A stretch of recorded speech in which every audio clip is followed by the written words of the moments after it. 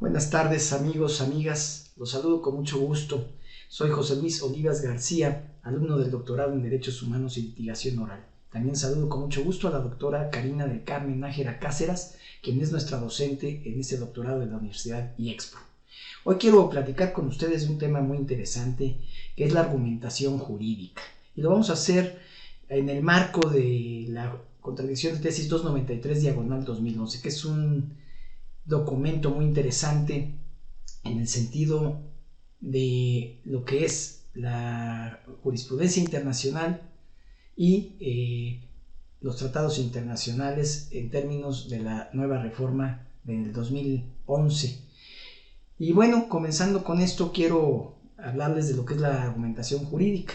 Básicamente, para poder entender este término, debemos pensar en que argumentar es probar y convencer sobre alguna proposición, sobre alguna interpretación, y consiste básicamente en una serie de razonamientos lógicos que se sustentan precisamente en la literatura, en los tratados internacionales, en las leyes, en la jurisprudencia y en cualquier otro criterio que se pueda plasmar, ya sean sentencias o resoluciones que de alguna manera emanen de los tribunales nacionales e internacionales. Bueno, el asunto es que cuando estos argumentos no están bien hechos, no están bien fundamentados o no están bien analizados, pues podemos caer en falacias. Las falacias no es otra cosa más que un argumento equivocado. Y esos argumentos equivocados ocurren muy frecuentemente cuando no sustentamos bien una proposición o una interpretación. Por eso es la tarea, en este caso, la argumentación jurídica y muy particularmente de la argumentación judicial, que debe ser muy cuidada, muy metódica y debe de siempre ir con fundamentos que tienen relación precisamente con algo que llamamos nosotros el bloque de constitucionalidad. Ese bloque de constitucionalidad no es otra cosa más que la propia Constitución y los tratados internacionales, que de alguna manera son los criterios, son los parámetros de referencia para poder realizar una interpretación adecuada. Entonces, ese bloque de constitucionalidad lo podemos ver también como regularidad normativa, bloque de regularidad, y tiene que ver también con el control de constitucionalidad y control de convencionalidad. Bueno, todo esto se fundamenta precisamente en diversos artículos de la propia Constitución, como es el artículo primero, párrafo primero y segundo, el artículo 15, el artículo 103, fracción 1, el artículo 105, fracción 2, inciso G. Todos estos artículos de alguna manera señalan la importancia que tiene la Constitución y los tratados internacionales como referencia normativa. Entonces, pues todas aquellas decisiones o criterios que se den en el ámbito judicial tienen que ir precisamente relacionados. Y esto lo estamos viendo a partir de la reforma del 2011, que de alguna manera viene a crear un nuevo concepto de lo que son los derechos humanos, una nueva forma de verlos, de aplicarlos, de respetarlos y de asegurarlos a todos quienes habitamos en el Estado mexicano. Bueno, esto en el marco de la contradicción de tesis 293/2011 tiene que ver porque se da esta contradicción a partir de los criterios de dos tribunales. Básicamente, el primer tribunal en materia de administrativa y del trabajo del 11º circuito, y también el séptimo tribunal colegiado del primer circuito en materia civil, si no me equivoco. Bueno, en estos dos tribunales se analizan algunos aspectos muy importantes y que tienen mucho en común en términos de los dos tribunales, de los amparos que están tratando de resolver.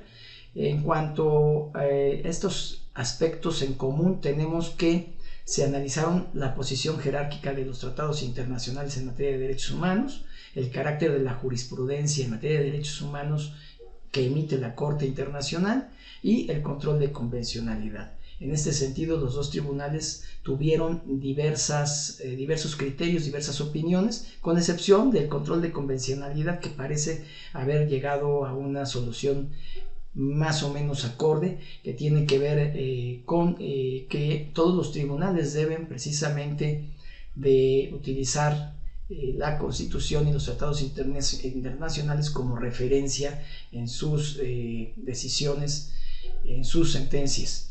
Y por otro lado, tuvieron divergencia o tuvieron alguna situación contrapuesta en cuanto a la posición jerárquica de los tratados internacionales, ya que el primer tribunal tenía como criterio precisamente que si los tratados internacionales o convenciones en materia de derechos humanos deben estar al nivel de la Constitución, mientras que el séptimo tribunal decía que los tratados internacionales se encuentran por encima de las leyes federales, pero por debajo de la Constitución. Por otro lado, en cuanto al carácter de la jurisprudencia en materia de derechos humanos emitida por la Corte, también tuvieron alguna divergencia. El primer tribunal, su criterio apuntaba a que esta jurisprudencia es obligatoria. En cuanto al séptimo tribunal, se llegó a la conclusión, o llegaron ellos a la conclusión, de que la jurisprudencia es solo de carácter orientador. Entonces, he ahí por qué existió esta contradicción de tesis que finalmente recae en algunas interpretaciones y argumentaciones que se plasman precisamente en una serie de tesis. El primer tribunal hace una tesis en donde expone que los tratados internacionales, cuando los conflictos se suscitan en relación con derechos humanos, deben ubicarse a nivel de la Constitución. También en este mismo tribunal apunta una tesis que habla sobre el control de la convencionalidad en sede interna de los tribunales mexicanos que están obligados a ejercerlo. Y el séptimo tribunal también desarrolla dos tesis, una de ellas que habla sobre los derechos humanos y dice que los tratados internacionales suscritos por México, sobre los cuales es posible que sean convocados en el juicio de amparo, al analizar las violaciones a las garantías individuales que implican la de aquellos. Este tipo de argumentación que realiza el séptimo tribunal pues apunta precisamente a que no es obligatoria, sino es posible la utilidad o el control de convencionalidad, digámoslo de esa manera. También este mismo séptimo tribunal tiene una tesis derivada de estos amparos que dice: la jurisprudencia internacional, su utilidad orientadora en materia de derechos humanos. Esta tesis pues habla precisamente de que la jurisprudencia internacional no es obligatoria, sino solamente orientadora. Bueno, a partir de esto, la Suprema Corte de Justicia, el Pleno, hace una interpretación y argumenta precisamente ya a la luz de la nueva reforma de 2010 en derechos humanos, porque cabe señalar que las tesis que realiza el primer tribunal las hace en el año 2010, antes de la reforma en derechos humanos, y el séptimo tribunal realiza sus interpretaciones y las manifiesta en estas tesis señaladas en el año 2008. Aquí, bueno, vamos a ver que hay algunas situaciones que permiten precisamente que cada uno de estos tribunales haya interpretado conforme al contexto en el que se vivía, porque todavía no existía precisamente la reforma, sino fue hasta el 10 de junio de 2011. Y en este sentido, aplicando ya esta nueva interpretación basada en la reforma de los derechos humanos aplicada ahora en la Constitución con los cambios de 2011, pues precisamente se emiten dos tesis jurisprudenciales que ya derivan precisamente de este análisis de la contradicción de tesis.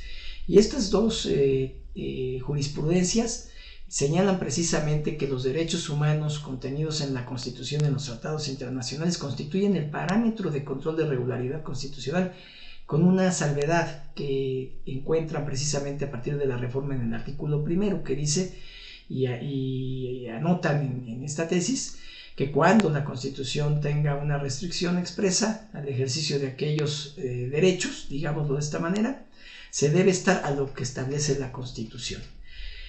Esto pues ya le da un carácter también de valor, digámoslo así, a la Constitución por sobre los tratados internacionales. Ahorita lo vemos más adelante el por qué. Y la otra tesis jurisprudencial es aquella que señala que la jurisprudencia emitida por la Corte Internacional en materia de derechos humanos es vinculante a todos los jueces mexicanos, siempre y cuando sea más favorable a la persona. Entonces aplica precisamente el principio pro persona que señala el artículo primero. Estos argumentos, precisamente, tanto los de los dos tribunales, el primero y el séptimo tribunal, en el sentido de la resolución de sus amparos, y el Pleno en el sentido de la resolución de esta contradicción de tesis, pues van a encontrar una serie de acontecimientos que hacen precisamente que cada uno de ellos haya tomado una decisión particular. Uno de ellos es precisamente el reconocimiento de la competencia contenciosa de la Corte Interamericana de Derechos Humanos, que se hace el 16 de diciembre de 1998. Esta pues le aplica a los tres casos, ¿no? Al Tribunal Primero, al Tribunal Séptimo y a la Suprema Corte en el Pleno. El otro aspecto importante que tuvieron que considerar fue el caso del campo algodonero. Otro fue el caso Rosendo Radilla, que básicamente sucedieron en el año 2009 en el sentido de las sentencias emitidas por la Corte Internacional, y la última que fue la reforma constitucional, que se emite precisamente el 10 de junio de 2011. Por lo tanto, el séptimo tribunal resolvió su amparo o sus amparos, porque eran dos, antes del 2009. El primer tribunal lo resuelve después del 2009, antes del 2011, y la contradicción de tesis se resuelve después de 2011. Por eso los tres criterios de los dos tribunales y del mismo Pleno de la Suprema Corte tienen diversas o diferentes interpretaciones, y argumentan incluso de diferente manera, porque cada uno de ellos ya tiene elementos pues muy particulares para poder ejercer este tipo de criterios. Bueno, en conclusión, podemos ver que esta contradicción de tesis aporta bastante a la interpretación precisamente de la cuestión jerárquica en el sentido de la Constitución y los tratados internacionales. Podemos ver que efectivamente se encuentran en el mismo nivel en el sentido de cuando son tratados internacionales en referencia o en relación a los derechos humanos, y no necesariamente todos los tratados en general, porque en algunos casos se expone precisamente, como en el artículo 133 de la Constitución, el caso de lo que de alguna manera conforma, pues digamos, todo este cuerpo jurídico que es la Constitución, las leyes que de ella emanen y los tratados internacionales.